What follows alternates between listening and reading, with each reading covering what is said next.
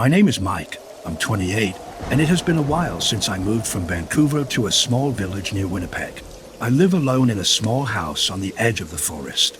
Above me, on a raised spot, lives an old woman, though I've never seen her myself. From what I've heard from others, her husband died years ago, and since then, she doesn't leave the house. Only her granddaughter visits, who avoids any questions about her grandmother. Sometimes, when I walk by, I hear the radio playing from her house, emitting that crackling static that old radios make.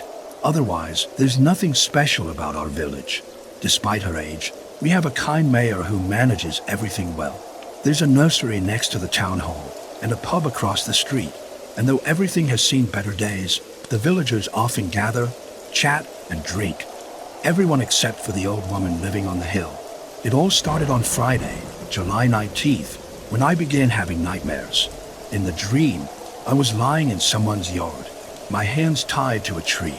Above me stood a figure, unrecognizable, with a pale face and eyes covered in darkness. It stared at me with its dead eyes and shouted incomprehensible words. Its mouth was nothing but a black void. No teeth, no tongue, just tattered lips with spit splattering on my legs. The figure then picked up a knife lying next to my right side, gripping it with both hands. It raised the knife and, with all its strength, plunged it into my chest. I woke up screaming, with immense pain in the same spot. The day after this first horrific dream, I passed by the old woman's house again. I heard someone talking. It must have been her because when her granddaughter visits, she leaves her car outside the cabin. No one else could be in the house. I couldn't hear another voice, but it felt like she was having a conversation with someone. Something like, "I'll find you." I was outside, so I couldn't hear much, but I was certain the person inside wasn't just talking to herself. Maybe she was on the phone, though that seemed unlikely. Our village is far from modern, and you'd have to go 5 miles to get a phone signal. The only landline is at the town hall. I didn't think much of it at the time. I was just glad it was the weekend, and I continued my usual evening walk, something I do to unwind after a long day. The nightmare continued to haunt me, unchanged, always ending with a knife in my chest. I didn't know who to talk to about it.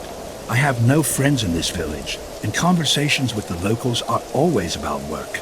On August 14th, I passed by the house again and saw her granddaughter.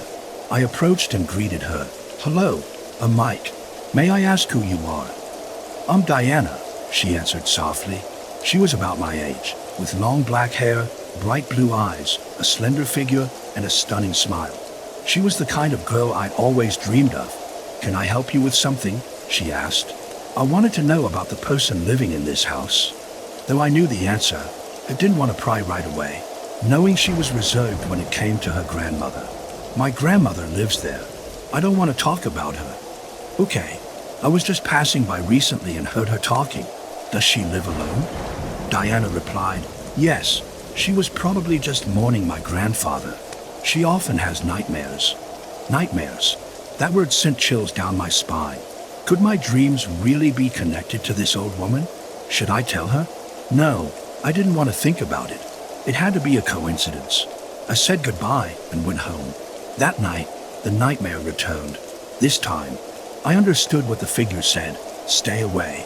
It repeated the phrase in a raspy voice again and again, until it drove the knife into my chest. I woke up screaming in fear. I couldn't go on like this. I had to tell someone. The next morning, I decided to wait for Diana, hoping she'd stop by so I could tell her about the dream. Even though I didn't expect her to have an answer, I just needed to talk to someone. When I saw her, I felt a sense of calm, like a child curling up with their mother while she told them a bedtime story. I woke up early and couldn't fall back asleep. I sat in my living room. Even though I live alone, there are 3 chairs around a round table, mostly for decoration. I waited, looking out the window, hoping to spot her car. In the meantime, I turned on my gramophone and listened to some music. I inherited a record from my grandfather, Beethoven's Moonlight Sonata. The gramophone wasn't old. I bought it about a year ago, so the melody was beautifully clear. I became so absorbed in the music that I lost track of time. Then, something interrupted me. In the background, over the music, I heard a loud static sound, the same sound that came from the old woman's radio. Suddenly, I saw two glowing lights in the window in front of me. I was so startled by the sound that it took me a moment to realize they were the headlights of a car. The car I'd been waiting for. The car was just standing there, in front of my gate, and she was sitting inside, staring at me. Her dead expression terrified me, completely different from the smile she'd given me the day before. After about a minute of no movement, she gestured for me to follow her. I left the house and approached her car. "Get in," she said dryly. My heart started pounding. I didn't understand what was happening. Did she know I was waiting for her? Why had she turned from the bright, cheerful girl I'd met into this cold, lifeless figure? I decided to leave my questions for later and got into the car. Once I fastened my seatbelt, she rolled up the window and slowly, calmly drove away from my house.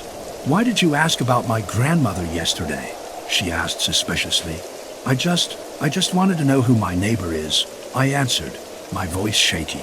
Her seriousness frightened me. "Since I heard her talking, I've been having this nightmare." I started to explain, but she abruptly hit the brakes. "What nightmare?" she asked, terrified. "Well, I'm sitting on the grass, and a figure stands above me and stabs me in the chest.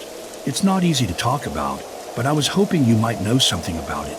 "Oh my God," she whispered. "We have to go to her." She quickly started driving again. She turned left, taking the road leading to the old woman's house, where we stopped.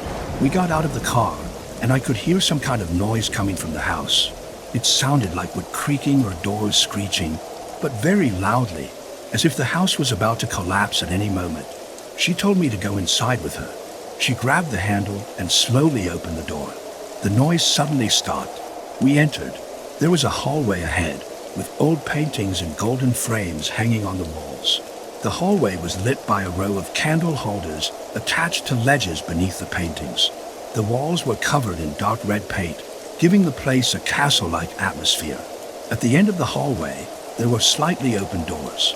Before we reached them, there was a soft creak followed by a growl, like a wolf waiting to pounce on its prey. I was surprised Diana didn't seem alarmed as she rushed in. Before us was a living room, if you could call it that. The chairs were thrown into corners. The table in the center was split in two, and shards and torn paintings littered the floor. As I looked around the room, my eyes stopped at a spot in the corner where a single, undamaged chair stood. I nearly fainted. My head started pounding, my vision blurred, and a ringing filled my ears. There it sat, the creature from my dream. It was unbelievably accurate. The same dead eyes, the mouth without teeth, the bald, pale head. When my senses returned, I realized it was staring directly at me. I couldn't do anything but stand and stare back at this living nightmare. The creature suddenly stood up and ran toward me. Diana reacted immediately, running after it, shouting, "Grandma, don't kill him. He didn't do anything wrong." I finally fainted. The last thing I heard was a scream, filled with sobs and fear. I woke up somewhere in a shed in the backyard, sitting on a chair with my hands tied to the backrest. I looked ahead and saw Diana, tied to a tree. It was nearly dark, but I knew exactly what was happening.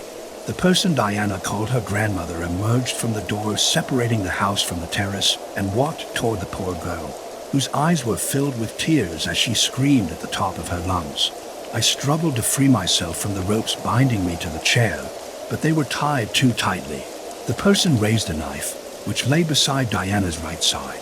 I fought to rock the chair, hoping that if I fell, I could somehow break free. I had to help her, even though I'd only known her for a day.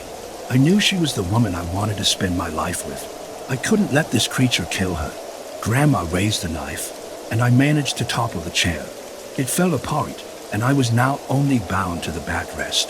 Suddenly, there was a scream and a loud stabbing sound. It was too late. My heart felt like it shattered, and my pulse raced like a speeding train. I couldn't let my emotions control me.